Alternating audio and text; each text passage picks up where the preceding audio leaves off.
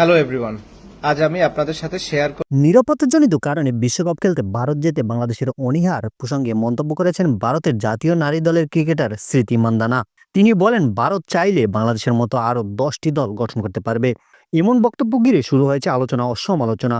এই মন্তব্যের পর বিষয়টি নিয়ে লাইভ এসে নিজের প্রতিক্রিয়া জানিয়েছেন সাকিব আল হাসান। সাকিব বলেন, ক্রিকেট কখনোই সংখ্যার খেলা নয়, এটা সম্মান, প্রতিযোগিতা আর পারস্পরিক শ্রদ্ধার বিষয়। তিনি জানান, প্রতিটি দেশ তাদের নিজস্ব সংগ্রাম, ইতিহাস আর অর্জনের মধ্য দিয়ে ক্রিকেটে উঠে আসে। বাংলাদেশও সেই পথেই আজকের অবস্থানে পৌঁছেছে। সাকিব আরও বলেন, নিরাপত্তার প্রশ্নে কোনো দেশের উদ্বেগকে ছোট করে দেখার সুযোগ নেই। খেলোয়াড়দের জীবন ও নিরাপত্তা সবার আগে। এখানে আবেগ বা তুলনার জায়গা নেই। তিনি স্পষ্ট করেন, বাংলাদেশ ক্রিকেটকে সম্মান দিয়েই বিশ্ব ক্রিকেট এগিয়েছে, আর ভবিষ্যতেও পারস্পরিক সম্মান বজায় রেখেই এগোনো উচিত। সবশেষে সাকিব বলেন, ক্রিকেট মাঠে প্রতিদ্বন্দ্বিতা থাকবে, কিন্তু মাঠের বাইরে একে অপরের প্রতি সম্মান দেখানোই খেলাটার সৌন্দর্য। সব মিলে সাকিবের বার্তা পরিষ্কার, নিরাপত্তা ও সম্মান এই দুইয়ের প্রশ্নে কোনো আপোষ নেই।